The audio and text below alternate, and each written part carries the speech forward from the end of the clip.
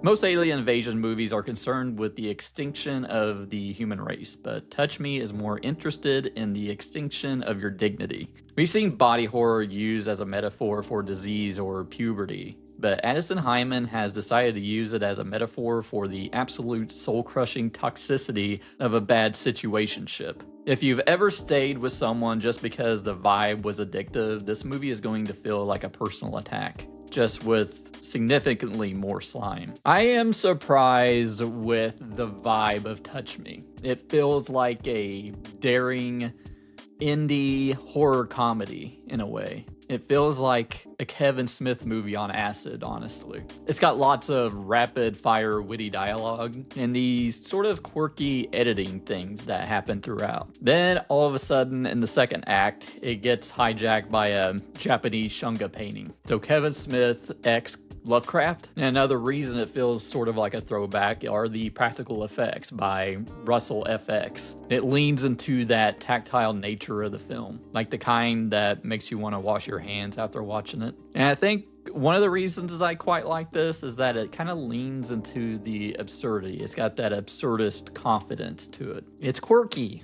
I don't like using quirky, but it is, and it totally works, I think. And even when the plot takes a hard left into the bizarre, the movie never winks at the camera or apologizes for that premise. It just doubles down on that absurdity, which I gotta give it props for. So we followed Jody and Craig, two best friends who aren't just codependent, they are practically fused at the conversational hip. Their platonic bubble is burst when they encounter Brian, played with a chilling, vacant stare by Lou Taylor Pucci. Brian isn't your typical cult leader. He's the extraterrestrial narcissist whose very touch provides a high that makes heroin look like an aspirin. As Joey and Craig succumb to this literal physical addiction, they find themselves competing for the affection of a creature that views humanity as little more than a dopamine source. It's a love triangle where one corner is a cosmic parasite, and the stakes aren't just the fate of the world, it's whether or not Joey and Craig can survive the most toxic boyfriend in the galaxy.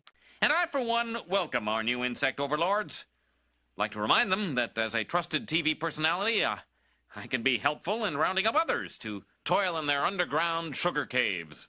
So the reason the first part really does feel like a Kevin Smith movie is that Hyman used his own house for the first week of shooting to keep the budget down, making the first half of a cosmic horror epic in your living room because the vision is bigger than your bank account. And the lead, Olivia Taylor Dudley, was like a last minute save. And I thought she was great in it. And I'll probably go into that a little further later, but I can't really imagine anyone else carrying that opening scene with that same intensity that she had. Now, as I said, Russell FX, they really did a bang up job with this for such a low budget movie. If you don't know their other work, it's The Ritual, which is a very underrated horror movie, and Ready or Not, bringing those tentacle sex scenes to life. And there is parts where it's like dual aspect ratios. It's kind of like a low budget and clever way to show the real world between the alien world. It does have quite a visual flair to this. And apparently there was, the Shunga influence, and it was based off a 1973 film called Lady Rainbow.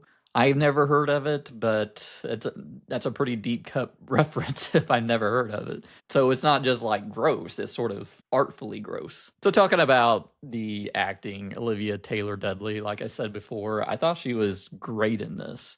I don't think I've seen her in anything else before. She's got like this magnetic energy to her. It's the opening scene where she's talking to a therapist. It really grasps you, and it's just like one continuous shot of her explaining everything leading up to this movie. She plays both addicted and independent at the same time, which is a hell of a tightrope to walk. Her friend Craig, played by Jordan Gavaris, he's like sort of the comedic backbone. He's got quite a bit of chemistry with Dudley, and it feels like they've been friends for 10 years on shorthand, which makes the alien's intrusion feel even more invasive. And Lou Taylor Pucci as Brian, the alien guy.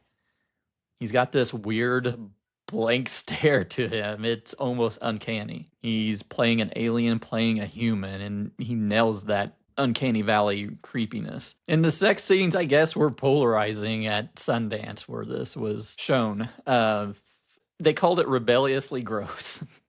But, I mean, if you're gonna talk about a movie called Touch Me about a tentacle alien that I don't know what exactly you were expecting, like a Pixar short. They do have some sort of recycled gags here and there, especially the longer it goes on, but it's, you know, an absurdist comedy. Sometimes the bit goes on a minute too long, but if you're in on the ride at the halfway point, I don't think you'll really care or notice. If your Blu-ray shelf is heavy on Cronenberg, or if you've ever found yourself defending a movie because it was too weird for the mainstream, then this is your new favorite obsession.